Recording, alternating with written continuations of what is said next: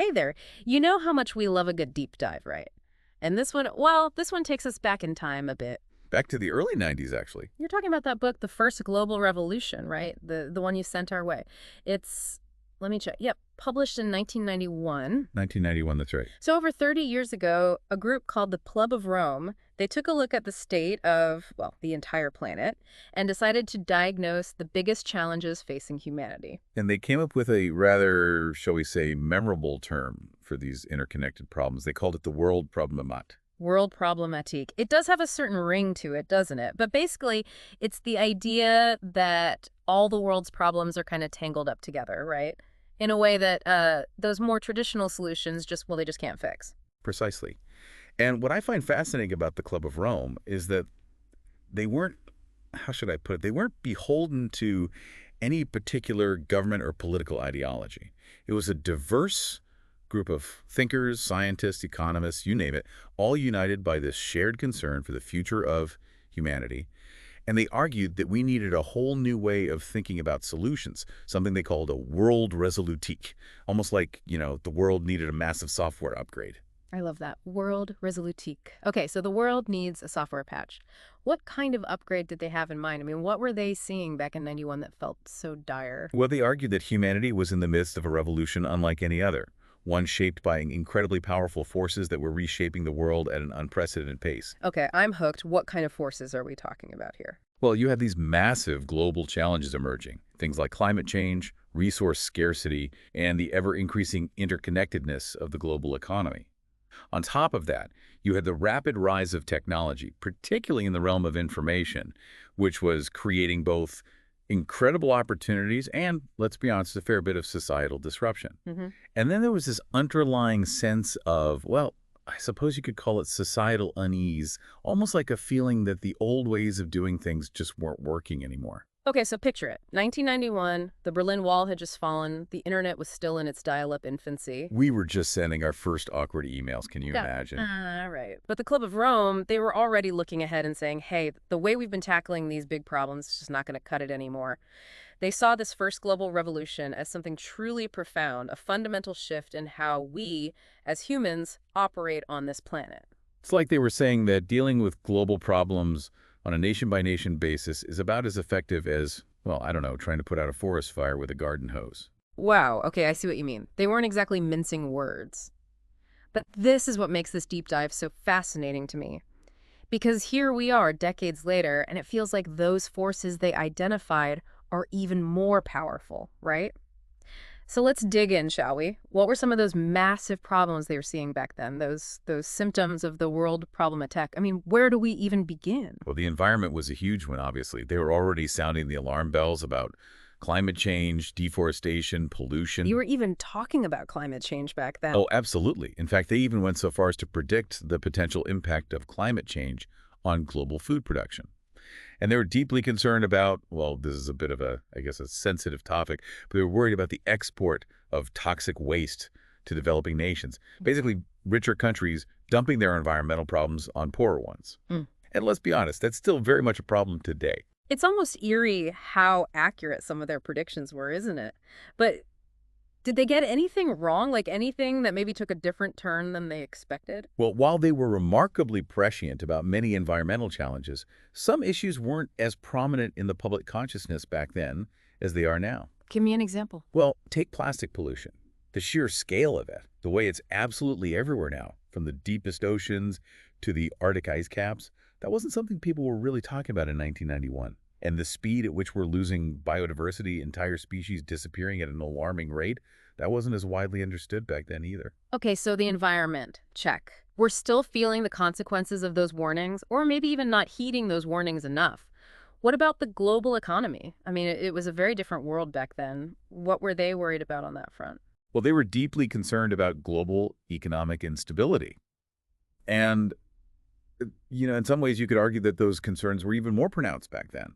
The world was still grappling with the after effects of the Cold War. There were massive debts in both developed and developing countries.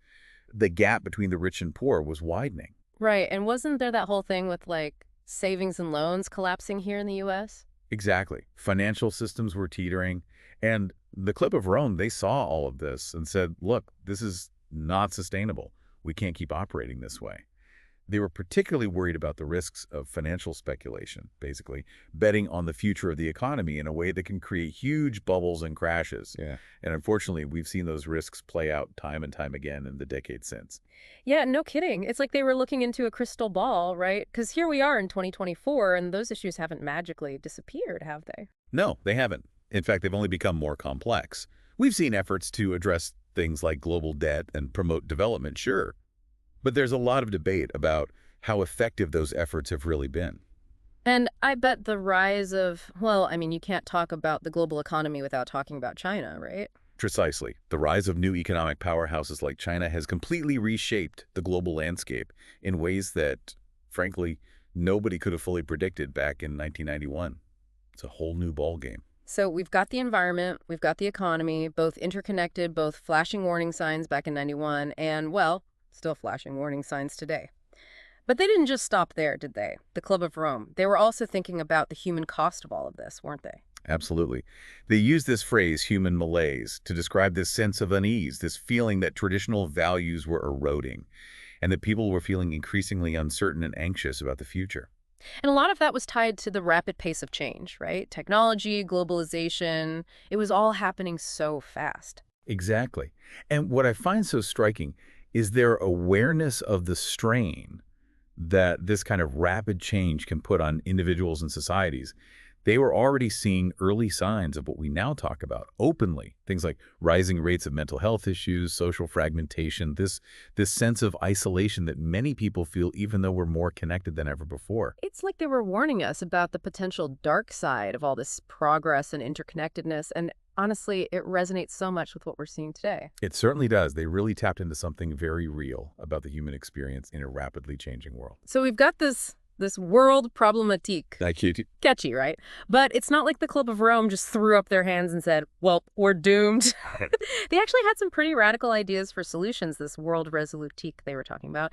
So what did they propose? What were some of their big ideas for, patching the system? Well, education was absolutely central to their vision. And I'm not just talking about, rote memorization or learning facts and figures. They really saw education as this crucial tool for developing critical thinking skills, adaptability, the ability to navigate a world where change is the only constant. Right, because if everything's changing all the time, you've got to be able to adapt, right? Exactly. And they talked a lot about the need to foster a sense of global citizenship through education, like helping people see themselves not just as citizens of a particular country, but as citizens of the world. It's like expanding that circle of empathy, right, to include the whole planet. Precisely. And what I find really impressive is how forward-thinking they were about the challenges facing education. They were already asking questions like, how can we design education systems that can keep pace with a rapidly changing technology-driven world? And how do we teach critical thinking and media literacy in an age of information overload? These are questions that feel even more relevant today than they did back in '91. Totally. And speaking of preparing for the future, the Club of Rome also had some interesting and maybe even a little bit controversial things to say about the role of science and technology in all of this. Right. Well, they were cautiously optimistic, I would say, about the potential for science and technology to help us address the world problematique. They argued for increased investment in research and innovation, especially when it came to tackling global challenges like climate change and resource scarcity. So more resources, more brain power, more collaboration on a global scale. Exactly. They believed that these big problems required a collective, coordinated effort. And they saw a particularly important role for science and technology in supporting developing nations, helping them leapfrog over some of the, well, let's call them the growing pains that often come with industrialization. Okay, so more collaboration, less competition when it comes to science and technology, especially when it comes to tackling these big global challenges. That makes sense in theory, but I imagine it's a lot more complicated in practice, right? Oh, absolutely. And we have to remember, they were writing at a very particular moment in history, right? The Cold War had just ended. There was this sense of optimism about the potential for global cooperation. Right, like maybe we'd all learned our lesson about, almost blowing each other up. Exactly. But while their belief in the power of science and technology is, I think, admirable, it's also important to acknowledge that we're now facing a whole new set of ethical dilemmas and potential risks that weren't as apparent back then. Yeah, I mean, you think about things like artificial intelligence, genetic engineering, the sheer power of big data. I mean, it's a lot. It can feel kind of overwhelming. It can. And that's why I think it's more important than ever to have these conversations, to really grapple with the implications of these powerful technologies before it's too late. It's like we need a moral compass to go along with all that technological progress, right? Because a tool is only as good or as dangerous as the person using it. That's a great way to put it. And that actually brings us to another really fascinating aspect of their world resolutique that I wanted to touch on, the role of the media. Oh, interesting. What did they have to say about that? Well, they were very aware, even back then, of the media's immense influence in shaping public opinion and, frankly, our understanding of global issues. And let me tell you, they did not hold back in their critique of how the media was, at least in their view, failing to rise to the challenge. So they basically said the media needed to step up and do better. In a nutshell, yes. They called for a move away from sensationalism, from superficial reporting that just focuses on the latest crisis or scandal. They wanted to see more in-depth coverage of complex issues, a greater emphasis on accuracy, and just a more nuanced understanding of the interconnectedness of all these global problems. They really saw the media as this potentially powerful force for positive change.